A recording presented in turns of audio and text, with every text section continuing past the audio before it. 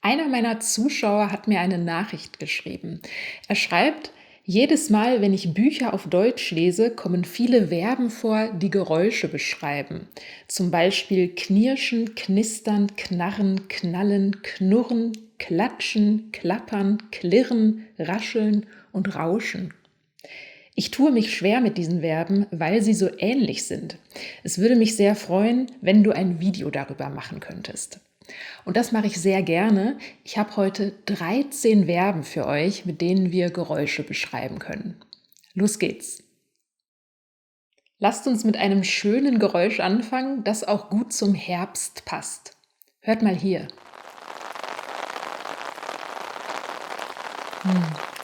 Das ist Regen, der auf ein Dach fällt oder auf einen Regenschirm. Und das passende Verb dazu ist prasseln. Prasseln beschreibt so eine Art leichtes Klopfen, das sehr schnell hintereinander passiert. Wir sagen zum Beispiel, der Regen prasselt auf das Dach oder der Regen prasselt auf den Regenschirm. Oder auch, am Sonntag habe ich gelesen, während der Regen gegen die Fensterscheibe prasselte. Das war so gemütlich. Noch ein sehr gemütliches Geräusch ist das hier.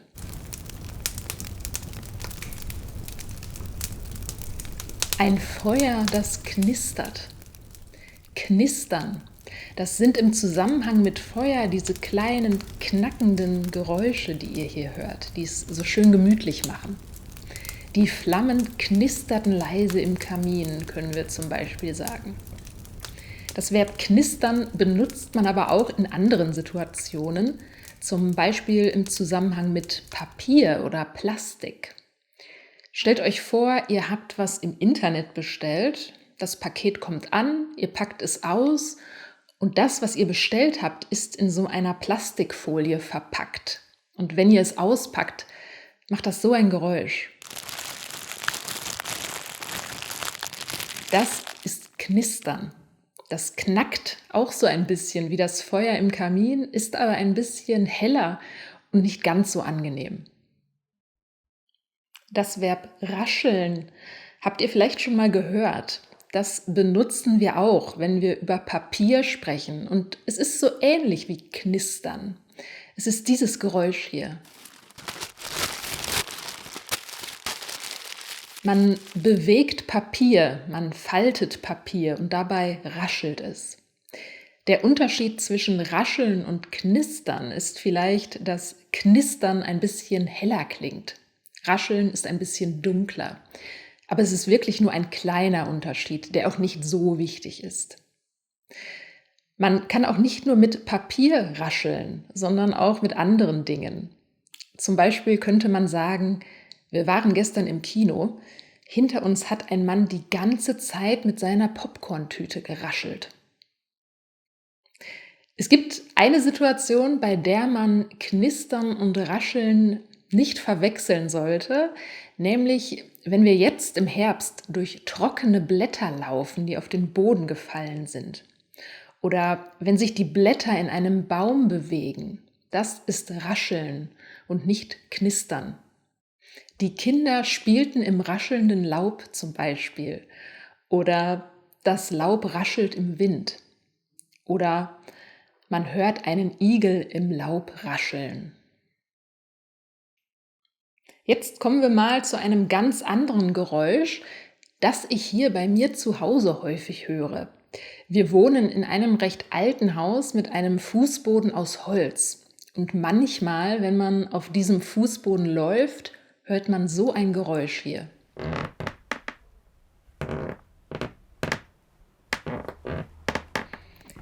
Knarren ist das Verb, das dieses Geräusch beschreibt.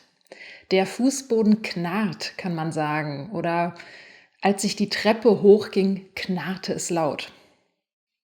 Was kann noch knarren? Eigentlich alles aus Holz. Ein altes Bett zum Beispiel kann knarren oder eine alte Tür. Das ist also nicht so ein schönes Geräusch. Ein Synonym von knarren ist übrigens knarzen. Das ist umgangssprachlich. Weiter geht's mit knallen. Das ist ein plötzliches, sehr hartes Geräusch. Das ist so plötzlich und laut, dass man sich erschreckt, wenn man es hört. Wenn irgendwo etwas explodiert, dann knallt es. Oder wenn wir an das Geräusch denken, das ein Feuerwerk macht. Das Feuerwerk knallte laut. Eine Tür kann auch knallen, wenn man sie schnell und mit viel Kraft zuschlägt. Knallen beschreibt aber nicht nur das Geräusch, sondern auch die Tätigkeit. Ein typischer Satz könnte also sein: Knall die Türen nicht so. Und das bedeutet, mach die Türen nicht so laut zu. Jetzt kommen wir zu einem etwas unangenehmen Geräusch, finde ich. Stellt euch mal vor, ihr lauft im Winter durch den Schnee. Das macht dann so ein Geräusch hier.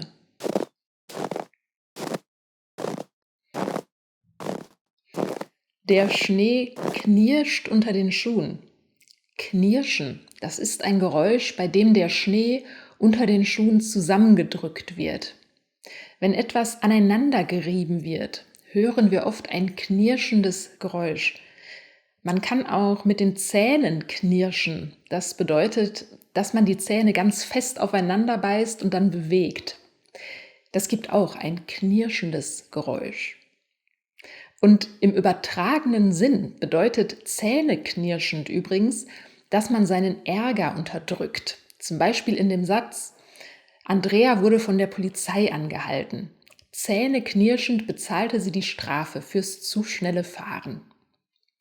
Das heißt, Andrea hat sich total geärgert, weil sie von der Polizei angehalten wurde.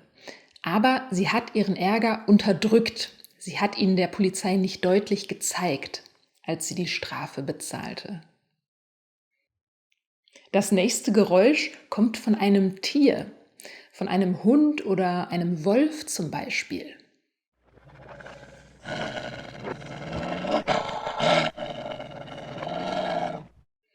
Knurren. Das ist dieses tiefe, bedrohliche Geräusch, das bestimmte Tiere machen, um zu sagen: Dich mag ich nicht, hau ab. Der Hund knurrte böse, sagen wir zum Beispiel. Wir benutzen das Verb knurren aber auch bei menschlichen Geräuschen. Zum Beispiel sagen wir: Mein Magen knurrt, und das bedeutet, ich habe Hunger. Ihr kennt das bestimmt, wenn ihr Hunger habt und dann der Bauch so ein Geräusch macht. Das beschreibt man im Deutschen auch mit knurren. Mein Magen knurrt, ich habe seit gestern nichts mehr gegessen, zum Beispiel. Und im übertragenen Sinne kann knurren auch bedeuten, dass jemand etwas undeutlich sagt und dabei sehr verärgert oder unzufrieden ist. Kannst du bitte die Spülmaschine ausräumen, fragte ich. Als Antwort knurrte er: Wenn es unbedingt sein muss. Das nächste Geräusch ist dieses hier.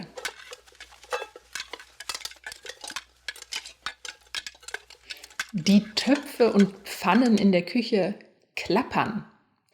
Klappern ist dieses Geräusch, wenn zwei oder mehr harte Gegenstände mehrmals gegeneinander schlagen. Und wenn etwas kaputt ist, klappert es auch oft. Also wenn etwas eigentlich fest sein sollte, aber es sich gelöst hat. Ein Fahrrad zum Beispiel kann klappern, wenn ein Teil des Fahrrads nicht mehr ganz fest ist.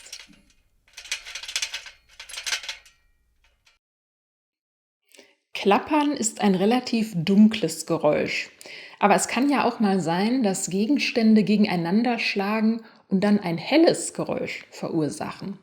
Zum Beispiel Gläser.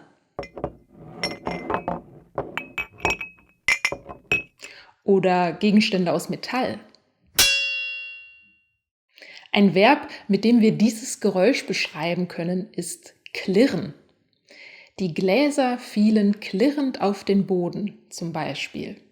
Oder bei dem Erdbeben klirrte das Geschirr im Schrank. Klirren ist also so ein helles, vibrierendes Geräusch. Jetzt hören wir uns mal wieder ein sehr angenehmes Geräusch an. Das Geräusch vom Meer nämlich.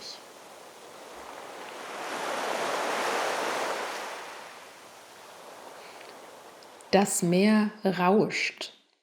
Rauschen ist ein gleichmäßiges, dumpfes Geräusch. Wenn man über Wasser, über das Meer spricht, benutzt man das häufig, aber zum Beispiel auch bei Blättern, die sich im Wind bewegen. Der Wald rauscht, können wir zum Beispiel auch sagen. Aber Rauschen gibt es nicht nur in der Natur. Wenn ihr ein Radio anschaltet und dann nur so etwas hört,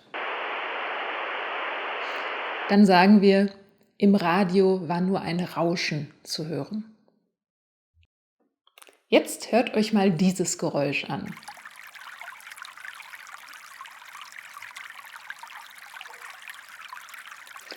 Ich denke da sofort an einen schönen Bach, der durch einen Wald fließt.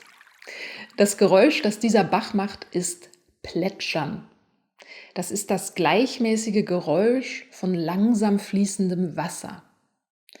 Der Bach plätschert hinter dem Haus zum Beispiel. Oder im Haus hören wir das Plätschern des Brunnens. Quietschen ist unser nächstes Verb. Man merkt schon, was für ein Geräusch dieses Verb beschreibt, oder? Einen hellen, relativ langen, anstrengenden Ton. Das hier zum Beispiel ist quietschen. Eine Gummiente quietscht. Was kann noch quietschen? Ich musste so stark bremsen, dass die Reifen quietschten. Das hört sich dann so an. Und eine alte Tür kann auch quietschen, nämlich so. Es gibt Schlangen, die so ein Geräusch machen. Die Schlange zischt. Das Geräusch, das wir mit dem Verb zischen beschreiben, hört sich so an wie ein Zzz. Das machen nicht nur Schlangen und andere Tiere, sondern man hört dieses Geräusch auch, wenn man etwas in eine heiße Pfanne legt. Das Fett zischte, als ich das Gemüse in die Pfanne legte, zum Beispiel. Oder wenn Wasser auf eine heiße Herdplatte kommt. Oder auch, wenn man eine Flasche Mineralwasser mit Sprudel zum ersten Mal öffnet, dann zischt es auch. Für Mitglieder gibt es wie immer Quizfragen zu diesem Video auf meiner Website. Schaut gerne unten in die Videobeschreibung für den Link. Und wenn euch das Video gefallen hat, dann gebt mir doch einen Daumen nach oben und schreibt auch einen Kommentar. Darüber freue ich mich immer sehr. Vielen Dank euch und bis nächste Woche. Tschüss!